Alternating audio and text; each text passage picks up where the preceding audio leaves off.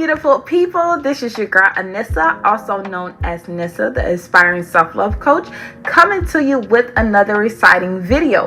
But first, if you have not already done so, please subscribe to my YouTube channel and as well as follow us on Instagram at Love Yourself Ambassador. The link will be in the description below. If you find this video very informative and interesting, please do not forget to like, comment, and share. Okay, so I am so excited that I was given this message last night. And honestly, I could not wait to share it with you. Let's get started with it. So it was just recently that I grasped the concept of decentering men. And I feel like that is a great concept to have. I believe that most people who do not have a clear understanding of what it means automatically assume that you're exiting men out of your life forever and that you are bitter and you're on the hate train towards men. When that is not the case, decentering men means that you are no longer revolving your whole being around a man, that you are truly saying, I'm putting myself first and taking back control of my own life. Sometimes in my 27 years of living, I would put men on a pedestal. I desired their validation. I took notes of what they liked it to become likable. I made my decisions solely on what they thought. I went above and beyond for them. I made sure I was their peace. And I worshiped them because I wanted them to pick me so badly. I wanted to be chosen. I wanted to be loved. I wanted to be accepted. And I wanted them to give me back what I gave them. So, in other words, I guess you can say I was okay with stooping so low, being manipulative and codependent. Oftentimes, doing all these things only caused me to be hurt in the end. The little self-esteem that I did have just decreased more and more. Every time I opened myself up to a man and I wind up getting hurt, this would confirm that I was deserving of this. I was actually confirming and feeding the lies in my head, telling myself that I deserve this mistreatment. People with low self-esteem usually find themselves in negative situations and actually tell themselves that anything that happened to them that was bad, they deserve it. You honestly do not know pain until you're down on the floor in the fetal position, crying up to God to take this hurt away.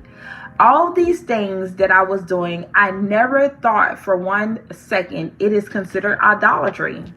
Today, I can admit that and I can see why that is the case. To be clear, the basic definition of idolatry in Christianity is putting anything above God. I am sure I am not alone in this. I see a lot of women who have idolized men in relationships over having an actual relationship with God and not being aware of this, such as myself.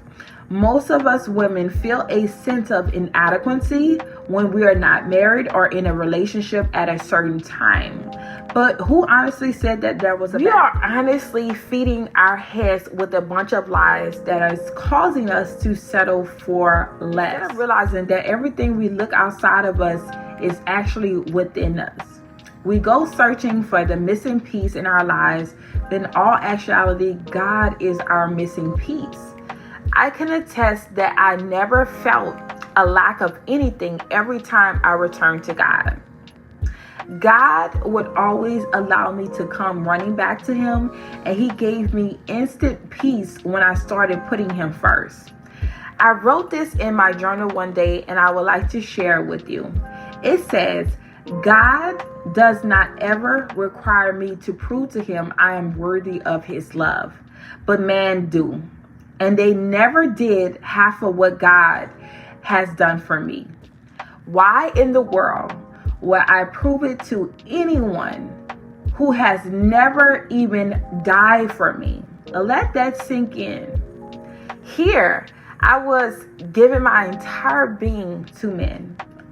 I had to prove I was worthy constantly, But here God was telling me in his word, for I was formed, my inward parts, and he knitted me together in my mother's womb. I praise you, for I am fearfully and wonderfully made. Wonderful are your works. Wonderful are your works. Wonderful are your works. My soul knows it very well. Psalms chapter 139, verses 13 through 14. I was looking for love. I was looking to be accepted, to be found worthy, and to be validated. But God had already given that all to me and no that away. If I had been in a relationship with him all those times, I strongly believe that my self-esteem would have been higher, that I would have not felt a lack of love, that I would have been able to discern, and that I would have not kept making these mistakes. That is why I strongly preach that you must be able to decenter men and put God at the center of your life. Some of us have never even begun to do our purpose.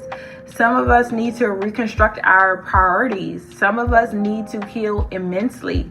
Some of us need to become more disciplined. Some of us need to raise our self-esteem. Some of us don't even know who we are. I am not saying you must be perfect to be in a relationship. I'm saying that you need to focus on yourself first, because at the end of the day, no man will be able to fix this. Only God can. I had to be honest and tell myself I obviously don't know what is best for me. God knows what is best for my life because he is my creator and has the plan. God had me go through all this to tell my story and help other women. There is something wrong and a lack in the female community. I see so many women who have low self-esteem, low self-worth, and no sense of self, settling for everything because they feel as though they are not worthy of God's best. I thought about all of this. So you're not alone. However, I had to ask myself, why would God put me on this earth to suffer like this? Did he make a mistake when he made me? All I do is suffer. I don't have a good life at all. But then I thought about it. If God doesn't make mistakes, then why would he start with Anissa? I was watching a video one day and the lady said something that stuck with me. And she said, your self-worth is simply knowing you are valued because you exist. Knowing that's enough, you are chosen to be here. Your self-worth is determined not by your external factors, but by your existence. We all have to grasp that concept and believe that. I do not want to get too off topic because I plan on making many videos about this. So I want to get back on task and talk about a few tips I would like to share with you that have helped me to decenter men and put God in the center.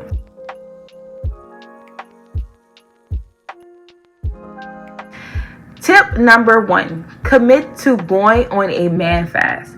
A man fast is a period of time where you cut off all communication, romance, dates, and platonic relationships with men in hopes of growing closer to Christ and discovering yourself.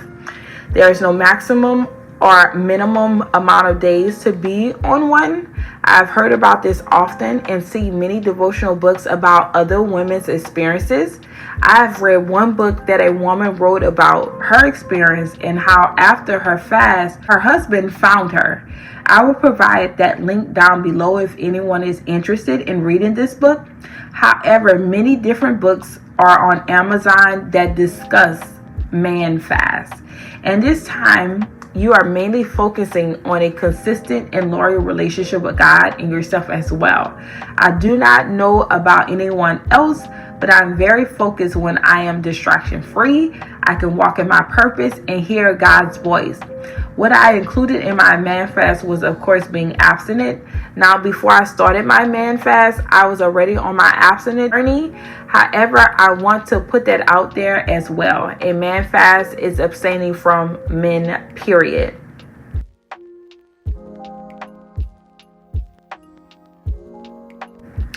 Tip number 2, find the root cause.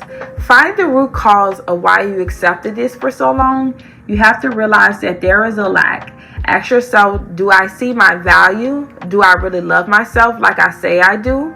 Remember, we are what we attract. So we must do some soul searching, whether that is going to therapy, journaling, revisiting your childhood trauma, or doing the necessary work to heal.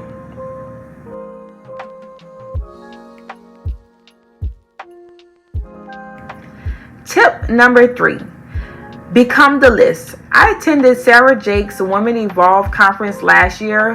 One takeaway from that conference was when David Main told us women to write down a list of what we want in a man and to become that list.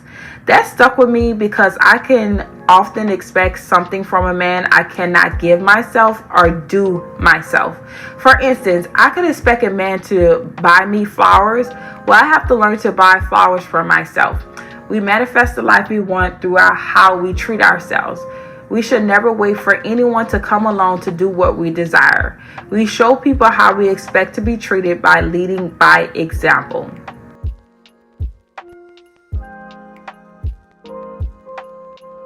Tip number 4, discover your purpose.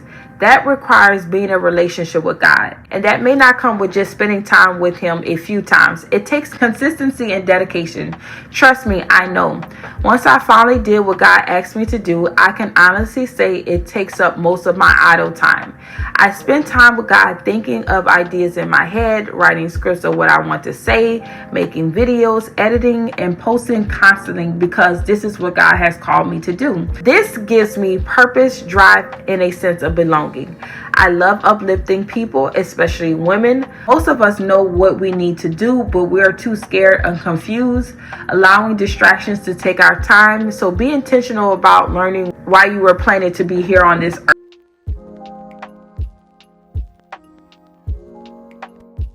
Tip number 5, find things to do. Finding hobbies and things to do is a huge factor for most. Some may disagree that keeping busy and being productive is not the way. However, it works for me when I do what interests me. I recently started back working out and getting on my health journey. That has been super fun and exciting because I am committed. I will often break promises to myself in the past, and in this season, I genuinely want to stop doing that. I don't like it when people break their promises to me, so why do it to myself?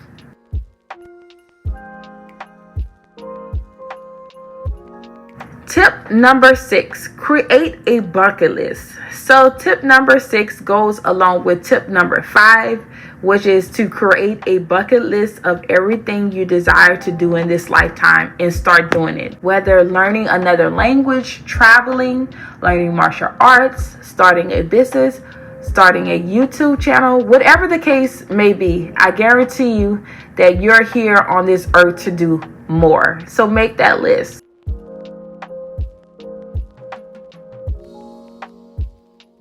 Tip number 7, be still. Last but not least, what has helped me is relinquishing all control. I realized that I have been controlling for far too long. I want what I want, and I have become aggressive because I want it now. And this season, I want God to take the wheel and trust that He will give me the desires of my heart. I always tell God I relinquish all control. God, help me to trust you more daily. Before this soft girl era, God has been telling us that He wants us to be His soft girl. He's been telling us that all along. He wants us all to be His princesses and not have to work so hard. He truly wants us to put Him in the center, and He wants us to be in the passenger seat. Well, this is all for today, and this is all my tips that I have for today. Thank you so much for tuning in. Love you. Bye.